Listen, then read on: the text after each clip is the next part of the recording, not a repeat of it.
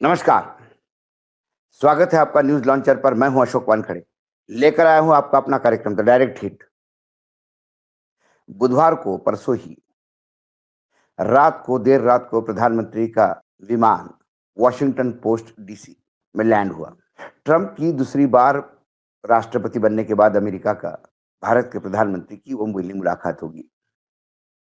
ये बात अलग है कि हमारे तरफ से बहुत प्रयास किया गया था कि प्रधानमंत्री जी को बाकायदा राष्ट्रपति ट्रंप उनके शपथ विधि में बुलाएं, लेकिन पता नहीं क्या कारण, ट्रंप साहब ही जानते हैं। भरकस प्रयास करने के बाद नहीं मिला। हम इसी बात पे खुश हो गए कि हमारे विदेश मंत्री को बैठने को अच्छी जगह मिली, लेकिन फिर वहीं पर अलगाववादी आतंकी नेता पन्नू ने खालिस्तान जिंदाबाद के नारे लगाए और हमारे विदेश मंत्री देखते रह गए। ये बात तो पुरानी है। ये आज की बात महत्वपूर्ण इसलिए है कि एक तरफ भारत के प्रधानमंत्री अमेरिका के राष्ट्रपति से मिलने अमेरिका पहुंचे, और दूसरी ओर एक खबर यह है कि अमेरिकन प्रशासन ने दूसरी खेप अवैध प्रवासियों की, भारत के जो अमेरिका में रह रहे हैं, उनकी करीब करीब 170-180 लोग हैं बताया जाता है, उनको फिर भारत भेजने की तैयारी कर रही है। सबसे बड़ा इशू होगा यदि प्रधानमंत्री का अमेरिका के धरती पे होते हुए 170-180 भारतीय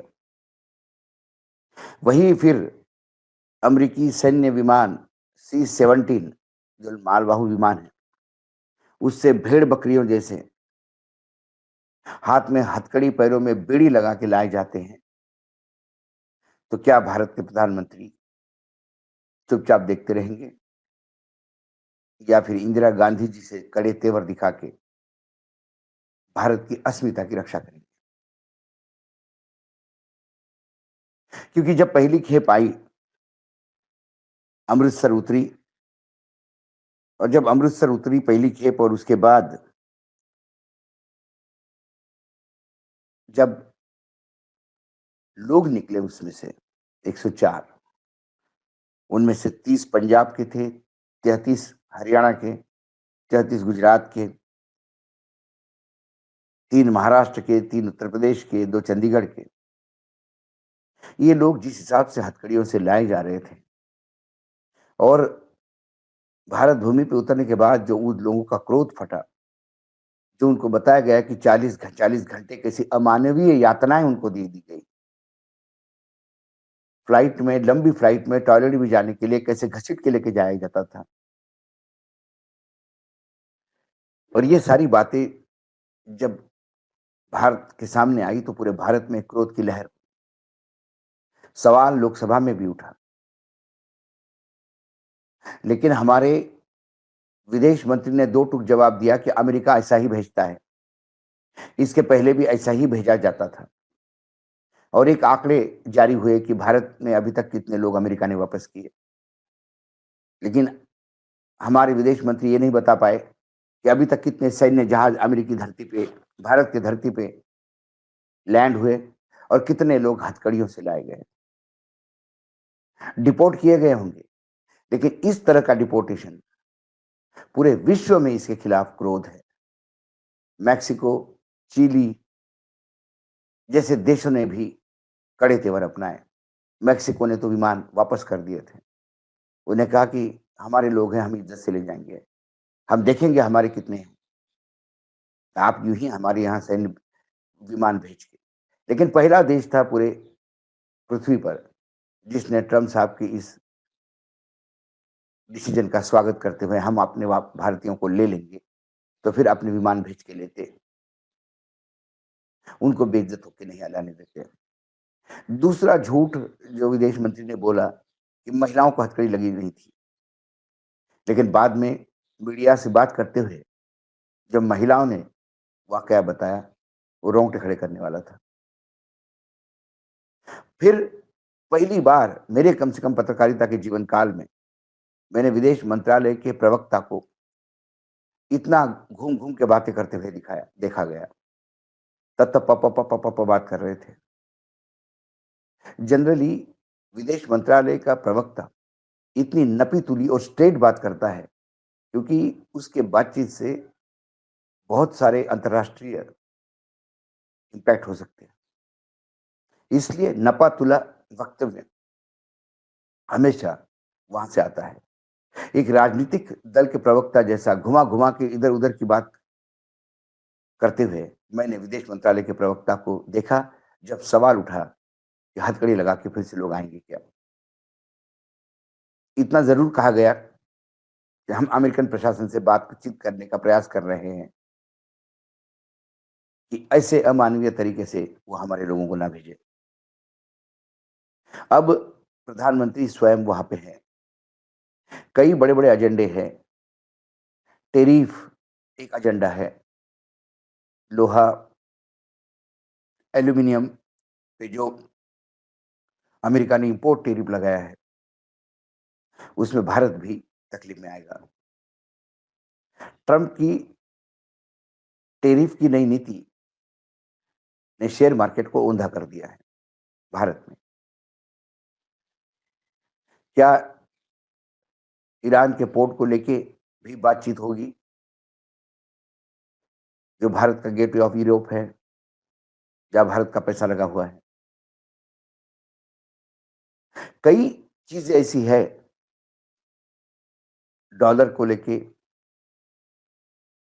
क्या बात होगी?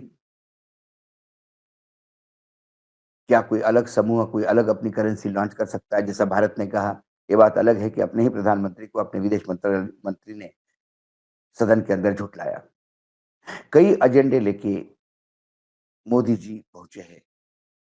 दबी चर्चा ये भी है कि एक एजेंडा अडानी जी को भी बेल आउट करने का है, क्योंकि जिस कानून को सस्पेंड किया गया है, उसको रद्द नहीं किया गया। उसके ऊपर फिर से विवेचना करने के लिए ट्रम्प सरकार ने बोला है। उसमें छूट अमेरिकन कंपनियों को मिलेगी या बाहर के कंपनियों को मिलेगी, ये भी पता नहीं। अमेरिकन कंपनियों को तो छूट मिल सकती है, क्योंकि बिज़नेस बढ़ाने के लिए विदेशों में रिश्वत देना गलत नहीं माना जाएगा। अमेरिका चाहती है कि किसी भी हालत में उनकी व्यापार बढ़े। लेकिन विदेशी कंपनियाँ अमेरिका के निवेशकों से पैसा उगाही करे, वो भी किसी को रिश्वत देके। ये कहाँ तक ट्रम्प सरकार अलाउ करेगी, ये भी देखना है। क्योंकि मैं फिर कह रहा हूँ कि वो कानून शिथिल हुआ है, सस्पेंड हुआ है, लेकिन कब से हुआ है ये भी नहीं। उस पे बाकायदा मीमांसा हो रही है। इसलिए अपने प्यारे दुलारे को क्या वहाँ बेल आउट करने का प्रयास होएगा। लेकिन हम भी इंतज़ार कर रहे हैं अगली खेप का, जो सीधी भारत आएगी। यदि वही वो हथकड़ियों में आती है, वही अमानवीय व्यवहार के साथ आती है, वही मिलिट्री के सामान ढोने वाले जहाज़ों में ठूस-ठूस के आते हैं, तो फिर सवाल उठेगा कि हमारे प्रधानमंत्री हमारे लोगों के लिए बोले क्यों नहीं? फिर भारतीय अस्मिता का क्या है? फिर जो भारत में बार-बार राष्ट्रवाद का तड़का लगाया जाता है, हर चीज़ में, वो राष्ट्रवाद अमेरिका की धरती पे जाके शिथिल क्यों होता है? कई चीज़ें हैं, कई सवाल उठाए जाएँगे। हालाँकि फ्रांस के साथ क्या हुआ, अभी इसकी बहुत सारी चीज़ें बाहर आई नहीं। अमेरिका ने मिडल ईस्ट और पूरे विश्व के जियोपॉलिटिकल सर्कल में हड़कंप मचाया है, खासकर यूक्रेन और रूस को लेकर। कुल मिलाकर ये भारत के प्रधानमंत्री की अमेरिका के धरती पर अमेरिका के राष्ट्रपति से मुलाकात, ये घुटना टेकने वाली होगी। या कुछ बराबरी का दर्जा पाने की हैसियत से होगी, ये तो इस मुलाकात के बाद क्या निकलता है, ये देखना होगा। क्योंकि इस मुलाकात के बाद हमें ये भी देखना होता है कि व्हाइट हाउस क्या कहता है। क्योंकि अक्सर जब प्रधानमंत्री की पहली बार राष्ट्रपति वो बनने के बाद जब टेलीफ़ोन पे बात हुई, तो हमारे पीएमओ ने कुछ अलग घुमा-घुमाते हुए बात बताई और ट्रम्प साहब के व्हाइट हाउस ने जो रिलीज़ किया उसमें क्लियर कट कहा कि 3 चीज़ों पे भारत को गौर करने के लिए कहा है। वो इनडायरेक्टली नसीहत नहीं, वो धमकी भरी नसीहत थी, जो भारत को माननी पड़ी। एलन मस्क को कितना भारत में जगह दी जाती है, उनके लिए कहाँ-कहाँ रेड कार्पेट डलती है, ये भी सीधा भारत की अस्मिता से जुड़ा हुआ सवाल है। कई चीज़ें हैं जो डायरेक्ट हिट होते हुए दिखाई देती हैं। आज डायरेक्ट हिट में इतना ही।